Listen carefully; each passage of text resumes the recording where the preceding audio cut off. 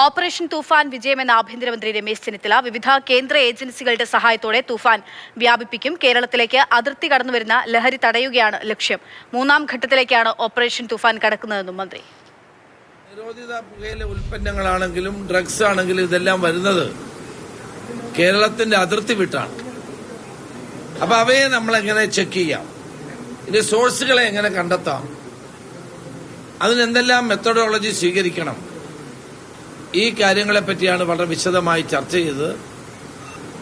എല്ലാ ഡിപ്പാർട്ട്മെന്റുകളുമായി ഒരു കോർഡിനേഷൻ, കാരണം ഇതെല്ലാം ഈ നർക്കോട്ടിക്കുമായി ബന്ധപ്പെട്ട അന്വേഷണം നടത്തുന്ന ഏജൻസികളാണ് വന്നതെല്ലാം.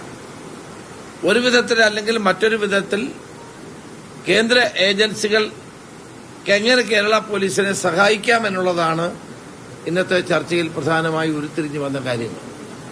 അവരെല്ലാം ഓപ്പറേഷൻ തുഫാന് വൻ പിന്തുണ നൽകി കഴിഞ്ഞിരിക്കുന്നു. ഓപ്പറേഷൻ തുഫാൻ ഒരു വൻ വിജയമാണെന്ന് ഈ ഏജൻസികളൊക്കെ സമ്മതിച്ചു. അപ്പൊ ഇതൊരു കണ്ടിന്യൂസ് പ്രോസസ്സാണ്, അത് തുടർന്ന് മുന്നോട്ട് കൊണ്ടുപോകും. അതിനു വേണ്ടിയിട്ടാണ് ഈ ഏജൻസികളുടെ സഹായം തേടിയത്. വളരെ ഫലപ്രദമായ ചർച്ചയായിരുന്നു ഇന്നത്തെ യോഗത്തിൽ ഉണ്ടായിരുന്നത്.